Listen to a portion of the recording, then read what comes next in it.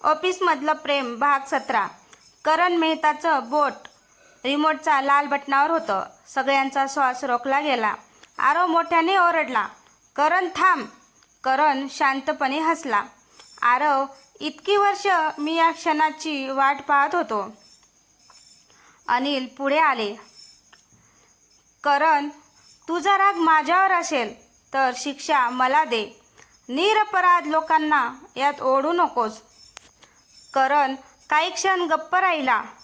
त्याच्या डोळ्यात राग आणि वेदना दोन्ही दिसत होत्या. तो म्हणाला, अनिल, तुम्हाला वाटतं मी जन्मापासूनच वाईट होतो. ईशा शांत आवाजात म्हणाली, मग खरं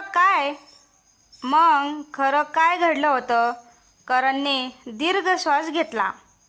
20 वर्षापूर्वी माझ्या वडिलांवर खोटा आर्थिक गैरव्यवहाराचा आरोप झाला. त्या धक्क्याने त्यांचा मृत्यू झाला. मला वाटलं त्याला तुमची कंपनी जबाबदार होती. विजय देशमुख गंभीरपणे म्हणाले. करण, आम्हालाही त्या घटनेचं दुःख होतं, पण नंतर चौकशीत समोर आलं होतं की खरे दोषी दुसरेच होते. करण काही क्षण स्तब्ध झाला. काय? अनिल म्हणाले, तुला खोटी माहिती देऊन कुणीतरी आमच्या विरुद्ध उभं केलं. आरवने शांतपणे जोडले, म्हणून तू अनेक वर्ष चुकीच्या लोकांवर सूड घेत राहिलास. करणच्या हातातील रिमोट थरथरू लागलं. तेवढ्या समीरने टेबलावर ठेवलेली जुनी फाईल त्यांच्यासमोर उघडली. हे बघ. करणने फाईल उघडली. त्यात अधिकृत चौकशी अहवाल होता. त्याने प्रत्येक पान काळजीपूर्वक वाचलं. त्याच्या डोळ्यात अश्रू आले. म्हणजे मी इतकी वर्ष एका खोट्यावर जगत होतो? अनिल शांतपणे म्हणाले, हो, आणि त्या खोट्यांचा फायदा खरे गुन्हेगारांनी घेतला. करणने हळूहळू रिमोट खाली ठेवला. तो आरवकडे पाहत म्हणाला, माझ्याकडून खूप मोठी चूक झाली. तेवढ्यात मिलच्या मागच्या दरवाजातून 3 अनोळखी माणसं आत घुसली. त्यांच्यापैकी एक मोठ्याने ओरडला, करण, रिमोट खाली ठेवू नकोस. करण दचकला. तो हळू आवाजात म्हणाला, नाही, हे लोक इथे कसे आले? त्या तिघांच्या चेहऱ्यावर काळे मुखवटे होते. त्यातील एक म्हणाला, करण, तू फक्त आमचा प्यादा होतास. आरव, अनिल आणि ईशा एकमेकांकडे पाहू लागले. त्यांना जाणवलं कथेचा खरा सूत्रधार अजूनही पडद्यामागे होता. मिलमध्ये अचानक शांतता पसरली. 3 मुखवटाधारी व्यक्ती हळूहळू पुढे येत होते. करण मेहता घाबरलेल्या आवाजात म्हणाला, तुम्ही इथे का आलात? त्यांच्यातील एकाने थंड आवाजात उत्तर दिलं, करण, तू आमचं सर्वात मोठं रहस्य उघड केलंस. आता तुला जिवंत ठेवणं आमच्यासाठी धोकादायक आहे. हे ऐकताच आरवला समजलं, करण हा संपूर्ण कटाचा सूत्रधार नव्हता. तोही कोणाच्या तरी जाळ्यात अडकलेला होता. अनिल देशमुख पुढे आले. म्हणजे इतकी वर्ष आम्ही चुकीच्या माणसाला दोष देत होतो? मुखवटाधारी व्यक्ती मोठ्याने हसली. खरा खेळाडू कधीच समोर येत नाही. इतक्यात दुसऱ्या मुखवटाधारीने एक फाईल जमिनीवर फेकली. आरवने ती उचलली. पहिल्या पानावर मोठ्या अक्षरात लिहिलेलं होतं, के नेटवर्क सदस्यांची यादी. आरवने पान उलटली. त्यात अनेक नावं होती, पण शेवटच्या पानावर फक्त एकच नाव लाल रंगात लिहिलं होतं, चेअरमन यक्स. ईशा आश्चर्याने म्हणाली, के नाही, यक्स. मुखवटाधारी म्हणाला, हो, के नेटवर्क फक्त एक शाखा होती. खरा प्रमुख म्हणजे यक्स. करण हादरला. म्हणजे मीही त्याच्या हातातील बाहुली होतो. मुखोटाधारी शांतपणे म्हणाला, हो. तेवढ्यात मिलच्या बाहेर पोलिसांच्या सायरनचा आवाज घुमला. मुखोटाधारी लोक मागे सरकू लागले. जाण्यापूर्वी त्यांच्यातील एकाने आरवकडे पाहून म्हटलं, आरव, जर तुला यक्सपर्यंत पोहोचायचं असेल तर तुझ्या वडिलांच्या जुन्या डायरीचं शेवटचं पान वाच. इतकं बोलून तिघेही मागच्या दरवाजातून निघून गेले. आरवने लगेच अनिल यांच्याकडे पाहिलं. अनिल काही क्षण गप्प राहिले. मग त्यांनी हळूच सांगितलं, त्या डायरीचं शेवटचं पान मी कधीच कोणाला दाखवलं नाही. ईशाने आश्चर्याने विचारलं, का? अनिल यांच्या डोळ्यात चिंता दिसत होती. ते म्हणाले, कारण त्या पानावर लिहिलेलं नाव आपल्या सगळ्यांचा विश्वास तोडेल. आरवने निर्धाराने उत्तर दिलं, सत्य कितीही कठीण असलं तरी आता ते समोर यायलाच हवं. अनिल यांनी थरथरत्या हाताने ती जुनी डायरी उघडली आणि शेवटचं पान उलगडलं. ते पाहताच त्यांच्या हातातून डायरी खाली पडली. अनिल यांच्या हातातून डायरी खाली पडताच खोलीत पूर्ण शांतता पसरली. आरवने पटकन डायरी उचलली. बाबा, काय लिहिलं आहे? अनिल काही क्षण बोलूच शकले नाहीत. त्यांनी खोल श्वास घेतला आणि म्हणाले, हे नाव मला कधीच पुन्हा पाहायचं नव्हतं. आरवने शेवटचं पान उघडलं. त्यावर एकच नाव नव्हतं, तर एक वाक्य लिहिलं होतं, यक्स हा एक माणूस नाही, प्रत्येक काळात बदलणारी ओळख आहे. ईशा आश्चर्याने म्हणाली, म्हणजे? अनिल म्हणाले, जो यक्स असतो तो स्वतः पुढचा यक्स निवडतो. म्हणूनच इतकी वर्ष कोणालाही खरा सूत्रधार सापडला नाही. विक्रमने डायरीतील पुढची ओळ वाचली. पुढचा यक्स निवडण्याची बैठक 15 ऑगस्ट. समीर दचकला. आज 3 ऑगस्ट आहे. म्हणजे आपल्याकडे फक्त 12 दिवस आहेत. आरवने निर्धाराने मूठ आवळले. या वेळेस आपण त्यांना थांबवणार. तेवढ्यात अनिल यांनी डायरीतून एक छोटासा नकाशा बाहेर काढला. त्या नकाशावर डोंगराच्या माथ्यावर असलेल्या एका जुन्या बंगल्यावर लाल वर्तुळ होतं. खाली लिहिलं होतं, ब्लॅक हिल इस्टेट. अनिल गंभीरपणे म्हणाले, प्रत्येक गुप्त बैठक इथेच होत असे. ईशा म्हणाली, मग आपण तिथे जाऊ. त्याच क्षणी आरवच्या मोबाईलवर एक अज्ञात मेसेज आला. ब्लॅक हिलवर या, पण लक्षात ठेवा, तुमच्यापैकी एक जण परत येणार नाही. हॉलमध्ये पुन्हा शांतता पसरली. आरवने ईशाकडे पाहिलं.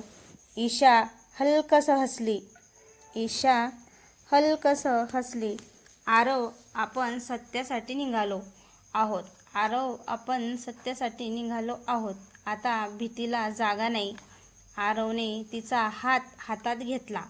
यावेळी आपण सगळे एकत्र परत येऊ. पण खिडकीबाहेर उभा असलेला एक अनोळखी माणूस हे सगळं ऐकत होता.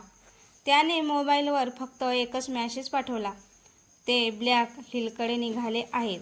आणि समोरून उत्तर आलं, खेळांच्या अंतिम पर्वाची तयारी करा. दुसऱ्या दिवशी पहाटे आरव, ईशा, अनिल, विजय देशमुख, समीर आणि विक्रम ब्लॅक हिल इस्टेटकडे निघाले. डोंगरावर दाट धुकं पसरलं होतं. जुना बंगला दूरवर दिसत होता.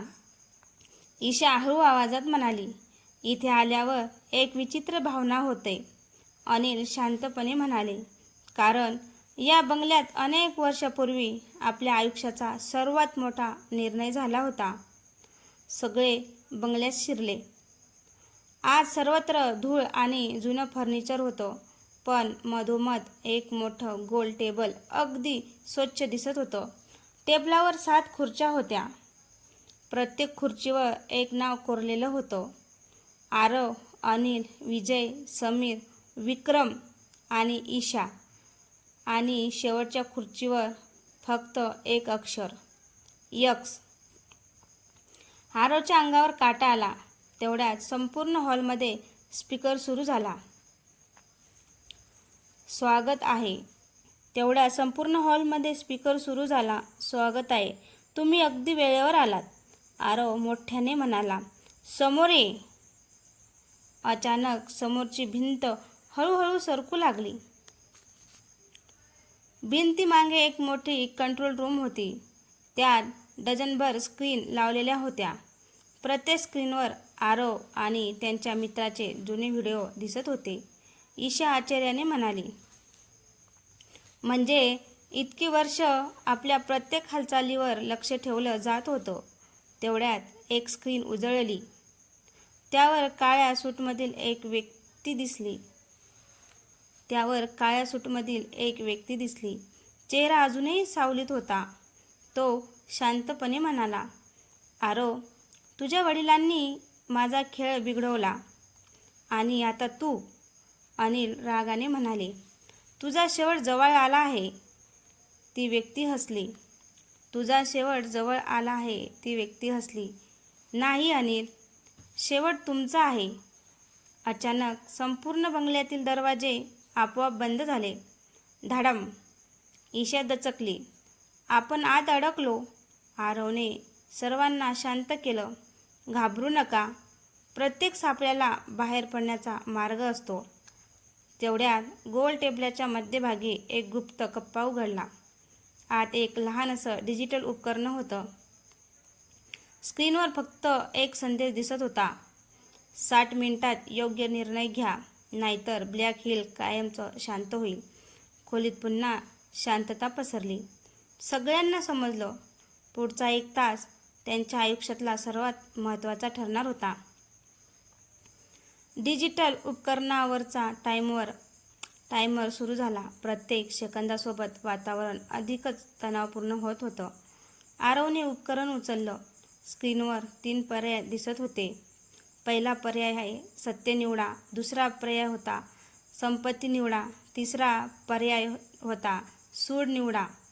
ईशा आश्चर्याने म्हणाली. हे कसले पर्याय आहेत? तेवढ्या स्पीकरमधून पुन्हा तोच आवाज घुमला. आरव, तुझ्या एका निर्णयावर तुमच्या सगळ्यांचं भविष्य ठरणार आहे. अनिल शांतपणे म्हणाले. आरव, कोणताही निर्णय घाईत घेऊ नकोस.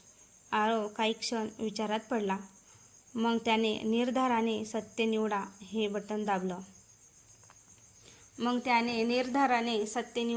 बटन दाबलं. क्षणात संपूर्ण बंगला हादरला. भिंतीवरील एक मोठा पडदा बाजूला सरकला.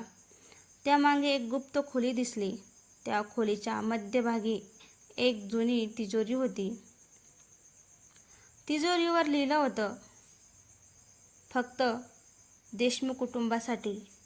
अनिल यांनी थरथरत्या हातांनी तिजोरी उघडली. आत एक जुना व्हिडिओ कॅमेरा आणि काही कागदपत्र होती. आरवने कॅमेरा सुरू केला. स्क्रीनवर अनेक वर्षापूर्वीचं दृश्य दिसू लागलं. त्यात कंपनीची पहिली बैठक सुरू होती. अनिल, विजय, समीर आणि आणखी काही भागीदार टेबलाभोवती बसले होते. तेवढ्यात दरवाजा उघडला आणि आत एक व्यक्ती आली. तिचा चेहरा स्पष्ट दिसत होता. आरव आणि ईशा दोघेही स्तब्ध झाले. आरव हळू आवाजात म्हणाला, हा तर. पण तेवढ्यात व्हिडिओ अचानक बंद झाला. स्क्रीन काळी झाली. स्पीकरमधून पुन्हा आवाज आला. बाकीचं सत्य जाणून घ्यायचं असेल तर आधी माझ्यापर्यंत पोहोचा. अचानक बंगल्याच्या तळमजल्याकडे जाणारा गुप्त दरवाजा आपोआप उघडला. त्यातून थंड वारा येत होता. अनिल गंभीर आवाजात म्हणाले, याच मार्गाने आपण अंतिम सत्यापर्यंत पोहोचणार आहोत. आरवने ईशाचा हात घट्ट पकडला. दोघांनी एकमेकांकडे पाहिलं. आता मागे फिरणं शक्यच नव्हतं. ते सर्वजण हळूहळू त्या गुप्त मार्गाने खाली उतरू लागले. गुप्त जिना उतरून आरव, ईशा, अनिल, विजय, समीर आणि विक्रम तळमजल्यात पोहोचले. समोर एक विशाल दगडी हॉल होता. हॉलच्या भिंतीवर कंपनीच्या गेल्या 25 वर्षातील छायाचित्र लावलेली होती. आरव प्रत्येक फोटो पाहत पुढे जात होता. अचानक तो एका फोटोसमोर थांबला.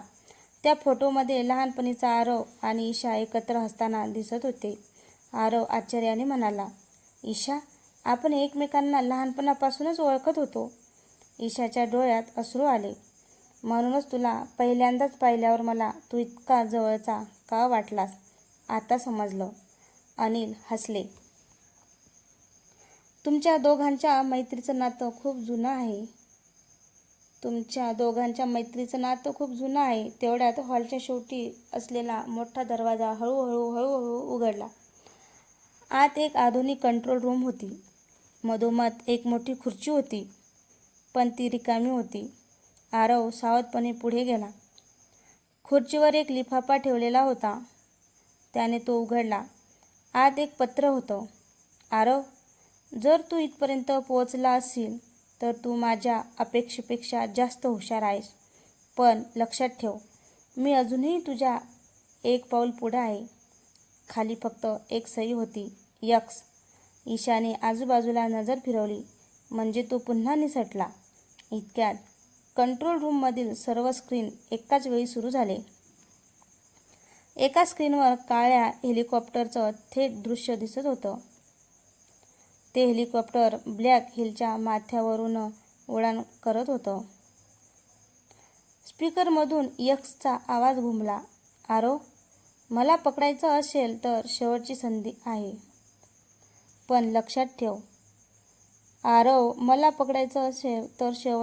आहे. पण लक्षात ठेव. कधी कधी विजय म्हणजे शत्रूला पकडणं नसतं, तर आपल्या माणसांना सुरक्षित ठेवणं असतं. त्या क्षणी दुसऱ्या स्क्रीनवर हॉस्पिटलचं दृश्य दिसलं. अनिल जिथे उपचार घेत होते त्या वार्डच्या बाहेर काही संशयास्पद माणसं फिरताना दिसत होती. ईशा घाबरून म्हणाली, आरव, काकावर पुन्हा हल्ला होऊ शकतो. आरवने एक क्षण हेलिकॉप्टरकडे पाहिलं आणि दुसऱ्या क्षणी हॉस्पिटलच्या स्क्रीनकडे. आता त्याच्यासमोर आयुष्यातला सर्वात कठीण निर्णय उभा होता. यक्सचा पाठलाग करायचा की वडिलांचं रक्षण करायचं. कंट्रोल रूममधील स्क्रीनवर हेलिकॉप्टर दूर जात होतं. दुसऱ्या स्क्रीनवर हॉस्पिटलचं थेट दृश्य दिसत होतं. आरव काही क्षण शांत उभा राहिला. मग त्याने ठाम आवाजात म्हटलं, यक्स पुन्हा सापडेल, पण बाबा नाही. आपण आधी हॉस्पिटलला जाऊ.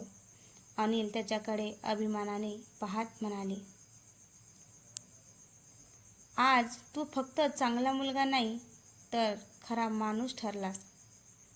सगळे तातडीने हॉस्पिटलकडे निघाले. हॉस्पिटलमध्ये पोहोचताच त्यांना वातावरण काहीसं वेगळं जाणवलं. कॉरिडॉरमध्ये नेहमीपेक्षा जास्त शांतता होती. आरव आणि विक्रम वेगाने अनिल यांच्या रूमकडे धावले.